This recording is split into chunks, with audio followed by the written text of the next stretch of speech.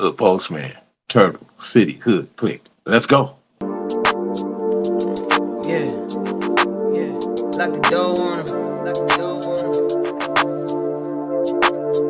Hood Postman. Hood Postman. Reporting live. Reporting live. This the Hood Postman, come and check the program. You ain't from the streets, this is something you should know, man. Running from police, gotta grip the whip with both hands. Speeding down the interstate, please do not approach him. 40s in the fridge, got the caddy in the driveway. Get all out of my face, I don't wanna violate. Looked up in the mirror and I told myself, why wait? We took this shit worldwide, you only in 5 states. Came from the four corners with my 4 quarters. Showed them the style, then they stole on us. Times got wild, then they told on us. Dog, it was hard, but we had to keep it rolling. You ain't gotta ask, you know where to find me. I be in the back streets where it get grimy. It's just me and Mel, Rennie looking bride D. I be going hard till I'm in the 5 C's. Know the vibes. I'ma do it till I die. I ain't never switched sides. I ain't never had to tell a lie. Let's ride. Know the vibes. I'ma do it till I die. I ain't never switched sides. I ain't never told a lie. Let's ride. Hood Postman. Hood Postman. Hood Postman. Hood Postman. Hood Postman. Hood Postman. Hood Postman. Hood Postman. Shout out to the Mailroom Nation, the Mailroom Goons. I am Professor Melly Mail, the Hood Postman. Be sure to click the notification bell, like, subscribe, and share. Drop a comment down below so when the dope content hit, it's going to feel like it's the first and the 15th. Welcome to the Mailroom, where you can come in and take a look at your mind and examine what's in your heart. This is not a glorification nor a glamorization. It's always an education. You can go anywhere in the world and get a couple of lies, but you come right here to get the truth, and the truth you shall receive. Again, I am Professor Melly Mel. Before they had handguns, they had fair ones.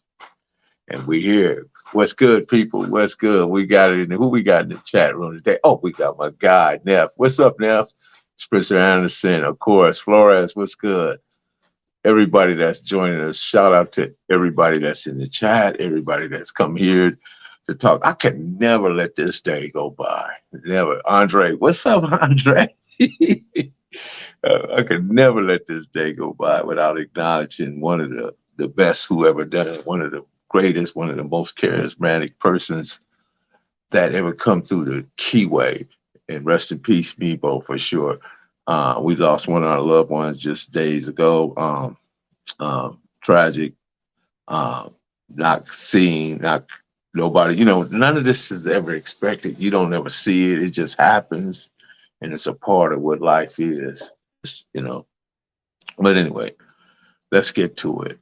When people are constantly inundated with demoralizing disinformation about themselves, this keeps them divided, self-hating, self-doubting, and it makes them more compliant with their oppressors and their oppressors' ideologies and everything that they. Shout out to my cousin William. What's going on, Will? How you doing, sir?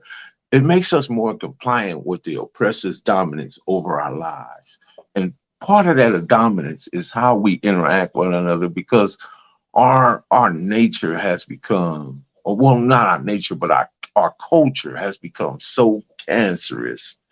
And I tell you guys, in order to kill cancer, it must be completely eradicated. In other words, the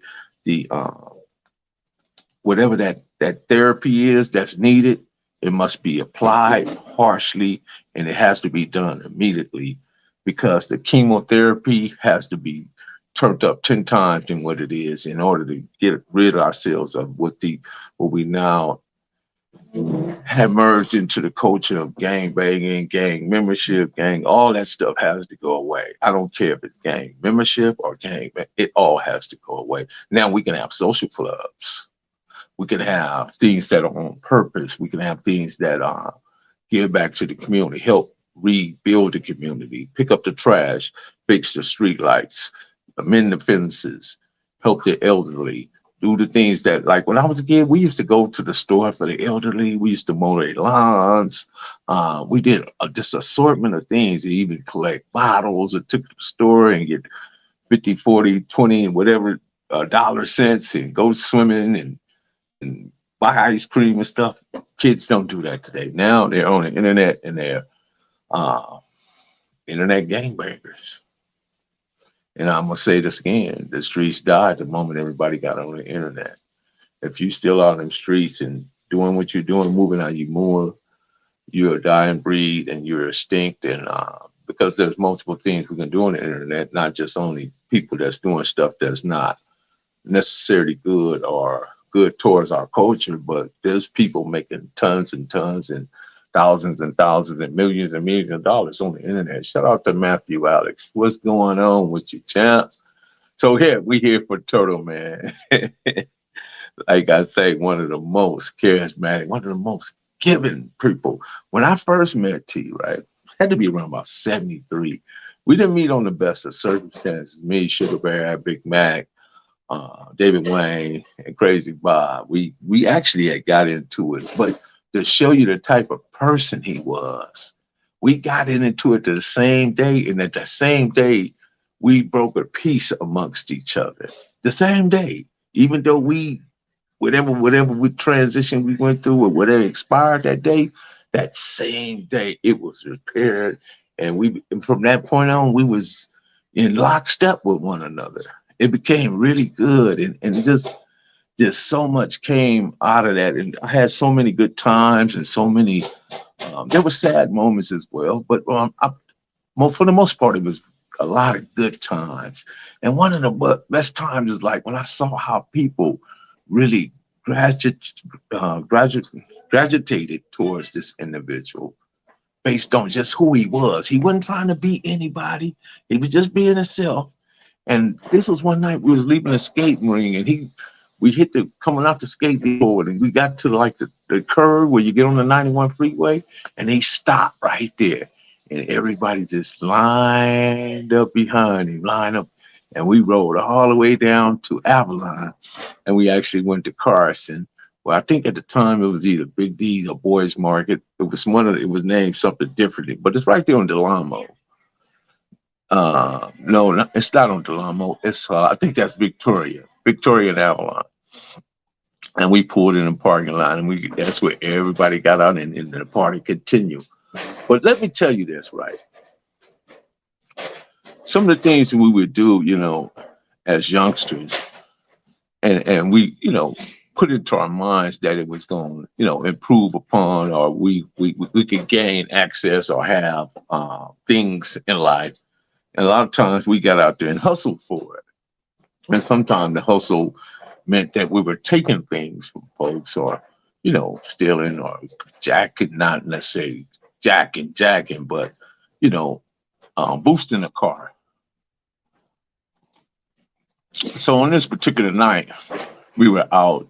The rain was pouring, lightning struck, power outages, and we was after this 67, and we couldn't get it started.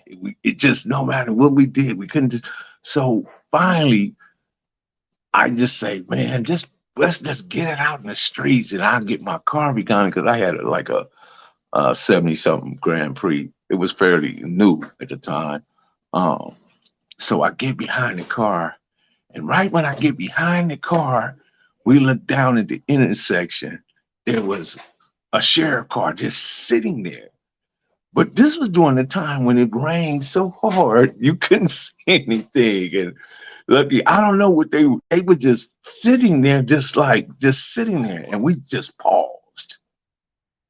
We froze right there, and we just sat there, and they looking. It appeared that they were looking down that way, but we wasn't for sure. We don't know whether to break, run, or just stay where we in place. So what wound up happening? They wind up pulling off, and then we just went on and just pushed the car all the way from where it was at, completely. Baby, we had to push that car at least 5 miles. maybe even more, to where we was gonna, take it, drum it, strip it, take everything off of it, and leave it as just a shell. And what wind up happening is we get it to where we was at. And I remember clearly when we get there, my homie Bebop was right there in the where area we was going to take it, in sitting in the garage. So we get it up in there. We taking the wire rims off of it, whatever, taking the hydraulics, the music, and all this different stuff. And again, the police show up again, but this is right after I pull out with some of the parts. I went past the police.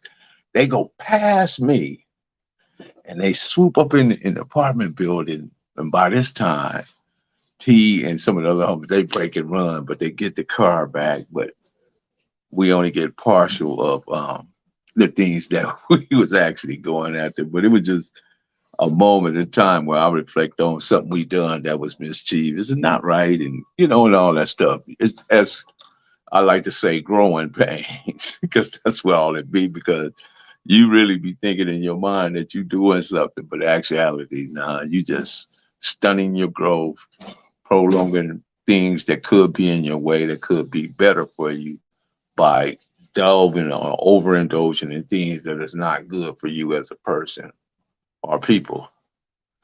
And it seemed like we have, as a people, we have even escalated and pushed more into the underworld than we did into the world per se and how it operates. In other words, we was going counterclockwise when the world goes clockwise. And I don't know why is this so much in our community. Maybe because we felt like we was being shut out. There was no jobs or there was nothing available to us, but always this education. And for some reason, a lot of us didn't take to it too well, but fortunate enough that some people did. And we was able to later on recoup and revamp and reposition ourselves and become better people and better men and women all together. And I just want to tell you guys, I mean, I don't know how many people know what some of the Turtles' favorite songs was, but I can remember that Peter Brown, Do You Want to Get Funky With Me? Do You Want to Get Funky? That was one of his favorites. Shout out to Crystal Brand. Shout out to Brian. And another one is Eric B. and Rakim. I can't remember the name. You can clap this. You clap to this. I don't remember it. Came here before, something like that. But then the other one was Radioactive. Radioactive. Dun, dun, on the radio. Dun, dun, activity. And he just loved that more bounce. More bounce. So, and what was that other one? Vanity Girls, Nasty Girls. Let's see. Hey, Mr. Groove by One Way. Those, yeah. Oh, for the president. Read for the president. Yeah. Right. So more bounce. Nasty Girls. Hey, Mr. Groove. So actually, you could actually make a soundtrack out of some of the stuff that he liked, because it was pretty on point.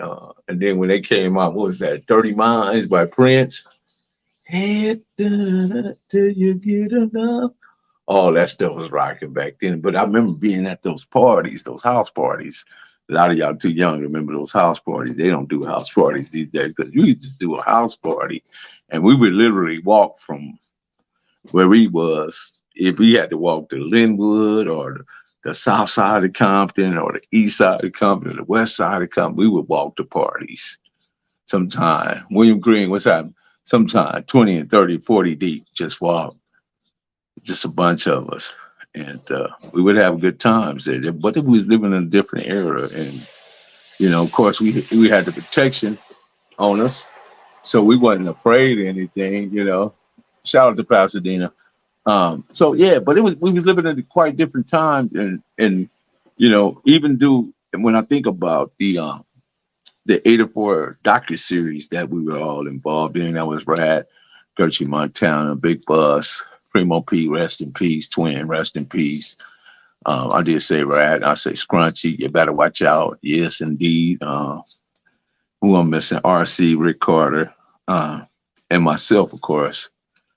And just going through that, sometimes just reflecting back on that path, I got to think about, man, what were we thinking about? That is too funny. How we managed to even get away with something like that was just, I don't know, faith, I guess. Just checking in Hartford, Connecticut. Shout out to Hartford, Connecticut, man. Keep up the content comments. So yeah, we were I'm in Hartford, matter of fact. I've been to Hartford. Definitely been to Hartford, Connecticut. So yeah, we were I don't know, we were very blessed in a lot of circumstances. Some circumstances we weren't so blessed. But again, hated by few, respected by loved by many, and respected by all was pretty much who he was as an individual. And I want to show you guys something right here. Let me show it to you. This is one of the things, I know a lot of people don't necessarily do this for their homies, but this is how much love and respect this guy had, and he was actually put in the wall. And right there, you guys see my homeboys, that Squirrel, Doobie, Mike, Tenor Mike, and my brother Rat. They had his where he's placed in the wall right there with the name Turtles at is, you'll see his name, Kenny Wayne Johnson. That's exactly where he's at in the wall, resting in peace. So, and guys go there all the time to try to just, I guess, reminisce, reflect, think back and about what was then and what's now, and compare it to what happened then and how things relate to now. I remember when y'all took, yeah, we was at the Alpine Village, DJ. That right there was wild. That was wild. Actually, that was after a situation, and we, being him being the street general is, and I knew about Alpine Village, so I made the suggestion, and we all went to Alpine Village. All of those that didn't have no money got their way paid in, and we went up there and had a good time until we got into it with Uncle Jam's army, and they found out we didn't play. That's a whole other story right there. But yeah, I remember. Yeah, definitely Alpine. Shout out to Compton Girl. Loved by few, hated by many, respected by all. Yep. Hated by few. Yep. That's pretty much what it is. It's a beautiful thing. And then when you see how the city is now, the city is, wow. When I go through there and see all the dilapidated buildings, the graffiti on the walls, the potholes in the streets, and just city just look dingy and dirty, like no one cares. Everybody seemed to be mad at each other and mad dogging each other, looking at each other up and down and just giving them that evil stare, like if only looks can kill you. That type of mentality. That's what the city has come to now, and Will and DJ Vegas, shout out to me, Will and DJ Vegas, but definitely know what I'm talking about because they work and live and we all still have people there. So we all have to go there at some point in time or another. So it's just, gentrification is coming.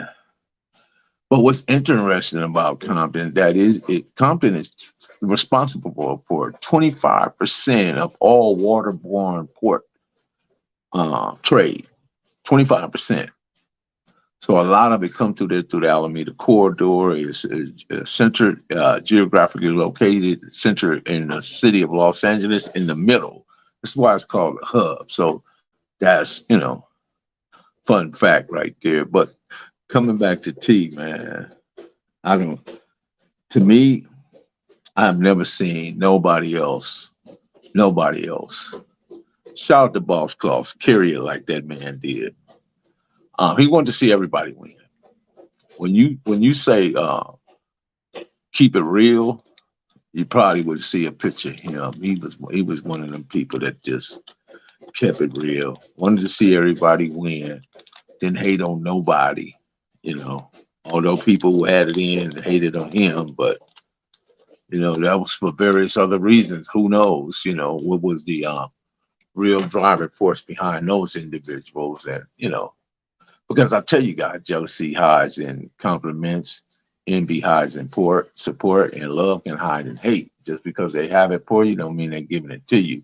You always pay attention to people's energy and how they move. Don't believe, anything else, because people are quick to tell you what they feel. Rarely do they tell you what they know, but they will tell you what they feel because it's all based on personal feelings and how they think how they should be here and maybe you should be there or whatever's going on with that. But all the time it all comes back to how well you educate yourself and prepare yourself for this world and how you interact with it and how you reflect in the world, because we all have a place and a space to be in this world, but at the same time, are you on a positive side of it or are you on the negative side of it? And then that's why we say come in and take a look at your mind and examine what's your heart when you come into the mailroom, and know that we're here to try to establish some positivity, some love, and some peace and understanding, because that's what our people need. Marvin Gaye said it big. I'm here for some understanding. So yeah. What's up with the boss cloths? How you doing over there? Are you still in Istanbul? Devon Cutmore, what's happening, man? What's over in the Canadian side of the game? Yeah, Turtle, man, it's just a rare individual right there.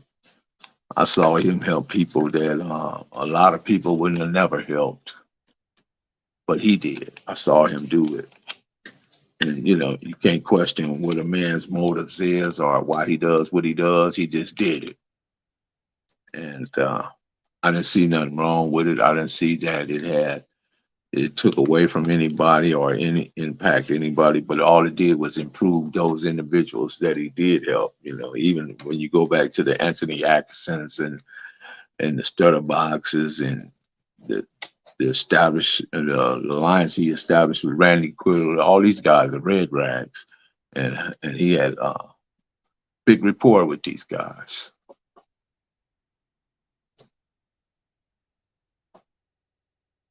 So what are more questions? Do we got any more questions in regard to anything was said? And shout out to anybody that's going through anything right now. Prayers go out to you and your family, and hopefully that you guys can recover and pull together and take care of the things you need to take care of.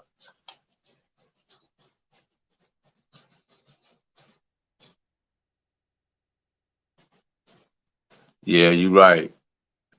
You're right, Julie, 'cause you're right.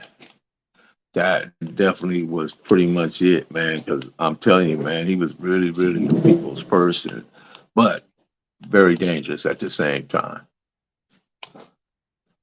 He was not to be played with, and one guy saw that when one of the last times I actually saw T right before I went in '89 on Valentine's Day, and prior to that, he had called a violation in '87.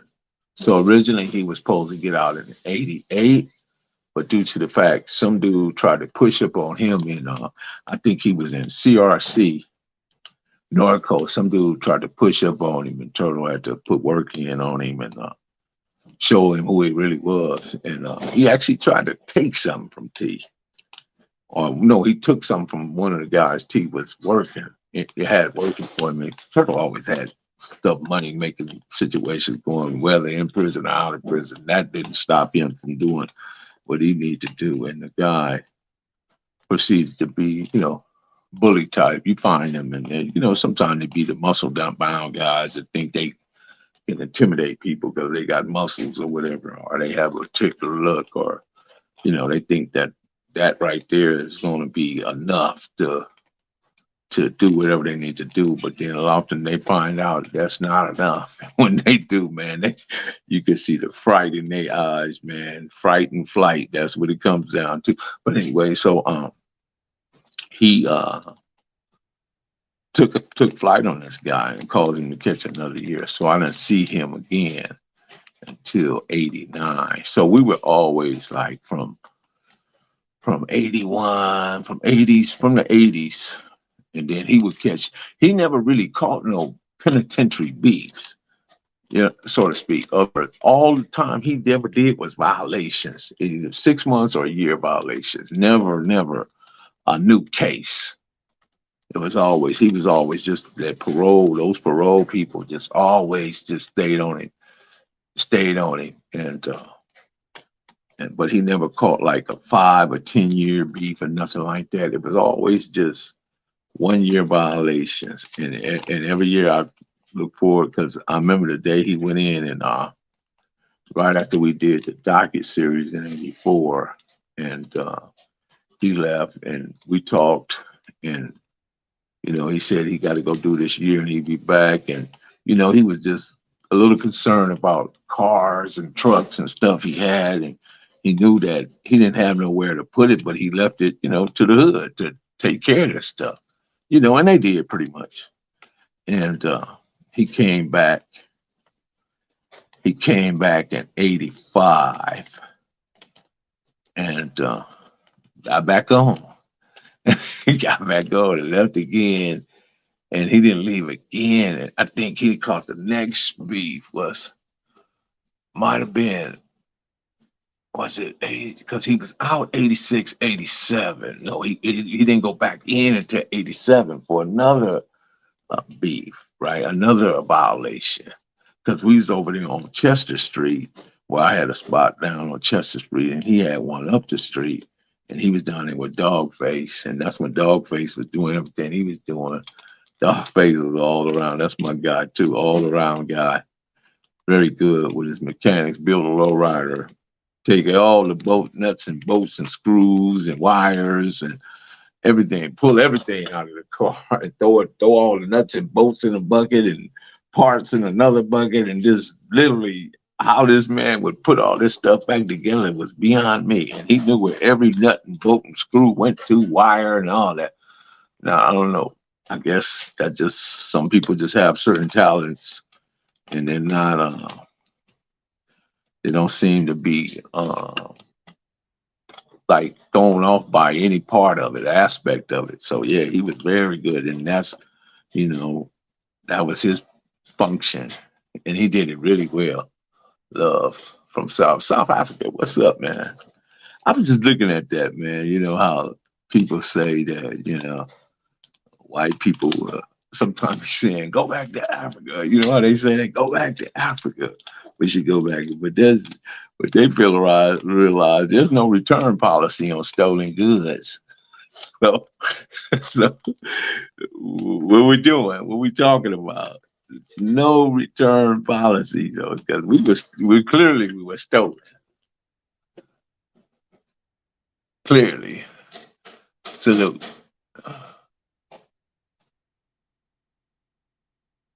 Thank you, everybody, for joining us. I mean, because this is a time where, even though it can be a little difficult sometimes talking about it, because you remember all the good stuff, but then there's a lot of stuff that's like not necessarily talked about or brought up, and you kind of suppress that stuff, and keep moving and keep living and keep doing what you're doing, and just trying to do your level best.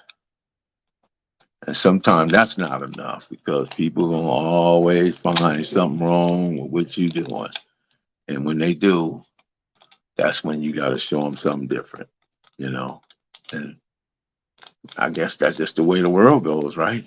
Am I right or wrong? Any questions in regards to anything I said?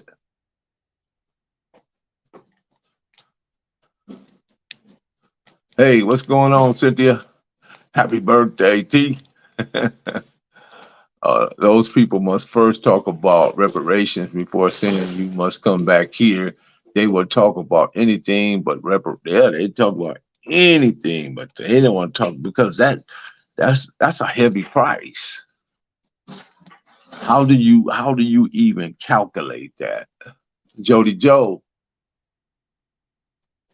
how do you even calculate that? What would be the final tally on that? Being that they owe us 40 acres of mule, they put that was something they put, but they understood that if they gave us that 40 acres, that the wealth of this country is determined by the property you own, and they gave you that 40 acres, you would overtake them. You would overtake them in wealth. But now we got so many people in our culture doing so many things that's not good for it. What do you guys think about the sister that was over in Dubai? She was over in Dubai, right? She was carrying on like she do where she's here in the United States. But in Dubai, they have a different laws and they have different ways of looking at things. And women are not to be obnoxious, loud, and outright disrespectful. So they arrested her for being too loud because she had to know if you don't want to be coming to these other countries and these other countries, the laws change and how they perceive and how women supposed to behave and act. They're quite different than what's here. A lot of stuff that's done in the United States is only done here in the United States. There's nowhere else in the world you can go do to have the type of behavior you have here in other countries. It's not going to work. And those countries don't necessarily they don't like Western cultural society. They don't like it at all. And then you get this chick, what's her name? Sukihana, as I'm pronouncing it right. She goes over to Great Britain and just first thing she does, that's the only other place right there. I will say Great Britain is a little lenient. She got what she asked for. Yeah, right. They're a little lenient as to because they part of the Western world, right? And she jumps off the airplane telling about she come over to get her coochie scratched and her a-hole licked and all this stuff. She's saying this out right in public. If she does that in a Middle Eastern country or in an Asian country, you're going to jail. Period. You're going to jail.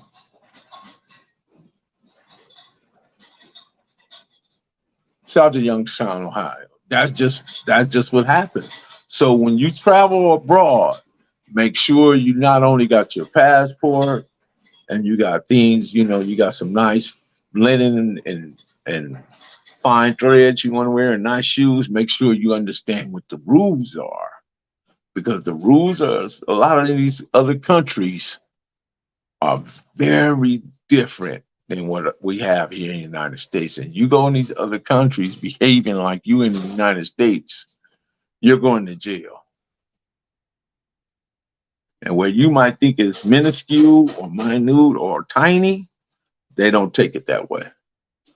Because in a lot of those countries I just mentioned, they don't even want women, they want women to be covered. And they want them to have what's called a hijab and various types. They don't want them out on display and tag, pretty much like, I guess they look at it sort of like antagonizing, enticing, and being, let's be honest, in our society, women love attention as much as men love women. So, but in other countries, you can't do that. Black Congress said you deserve 14 trillion after they done research, but I guess we're not as reasonable. 14 trillion for what? What is it? 36 million? Or a little bit, give or take.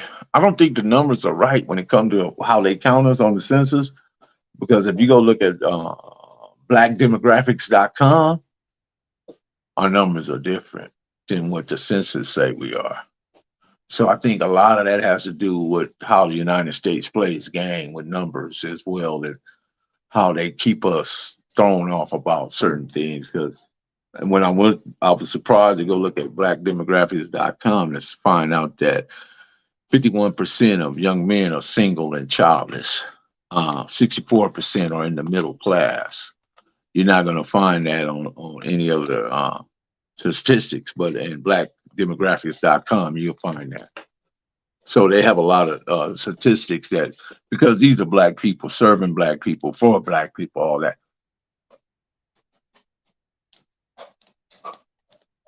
They're looking at second and third class, depending on who you talk to. Yeah, well, I think it's just more. I don't know that. I think it's just more of a behavior thing. They want to keep certain behaviors at and not that those behaviors reflect what's in the Western world. I think that's what they're afraid of. I think they don't want that because it's more embarrassing to them than it is, obviously, to us.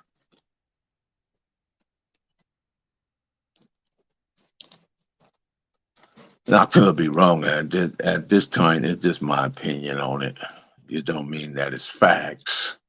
Until I do the research, the data, statistics, and do the figures on it, then I could be a little bit off. But I know when I do go to the blackdemographics.com, those numbers tend to be fair towards us as a people and a culture.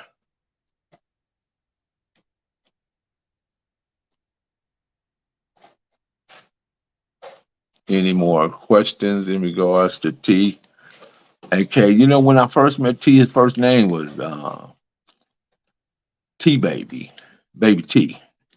And Baby T, and then was Little T, which was Terry Bird's song, and then was Sleep Hudson, and there was Whiskey, and just to name a few, those guys would be together pretty much on a daily basis, all the time, and I'm talking early 70s.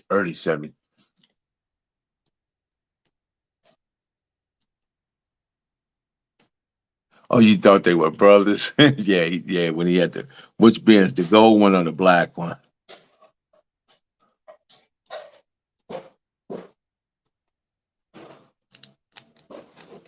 Yeah. So anyway, I didn't want to take up too much of your time. It's Sunday, and I know everybody's doing family stuff and share, like, subscribe, and share the Hood Postman. Yeah, that's right. Share it. Can't get the stuff. I think it's important to talk about these things and try to find solutions for what ails us in our communities. Again, this thing we call gangbanging is really a cancer. And it's so cancerous that it needs to be uprooted and eradicated. It needs the chemotherapy at the highest degree. And I think that if you keep just a little piece of it in your pocket or in your life, it at some point it metastasize and it begin to grow again. You ever seen somebody, and all of us seen this, right? Somebody that pretty much quit, and for whatever reason, something that just pulls them back in. Something trigger in their life, and and you see them, and you be like, wow, is he gang banging again? You be like, wait a minute, man, I just saw him doing really good and seemed like his life was going really well, and now they behavior seems different. That happens. Yeah, that happens. But anyway, I just wanted to come in and share with you guys a little bit on this Sunday. Hope you guys appreciated the commentary and the dialogue. And once again, I am Professor Melly Mel, the Hood Postman. Welcome everybody to the mailroom where you come in and take a look at your mind and examine what's in your heart. It's not a glamorization. Glorification is the education. And we come to educate and nothing more and nothing less. And there's sometimes we have to say things maybe a little out of context in order to bring things full circle. But at the same time, it's a reason for all. And some things are just necessary, especially when it comes to our culture. We have what is called culture conditioning, but are we being culturally responsible? Are we being culturally aware? Are we being culturally competent? So that's where I stand on that. Until the next time, fellas and ladies, I am Professor Melly Mel, the Hood Postman. Be sure to like, subscribe, and share. Like the comments, drop a comment down below. So when the dope content hit, it'll feel like it's the first of 15. Perfect grind all the time, baby. Yeah. Cali Finest, baby. Proof of grind all the time. Music money. Got a dollar sign. Hub City. I'm a street nigga. Streets fuck with me. I'ma keep pushing products till the fans get me. It's guap off top. Diamond Cartier. That nigga wall won't give a broke bitch the time of day. They see me climbing. They see me shining. That's hard work. Proof of grinding. New money got me tipping in that 550.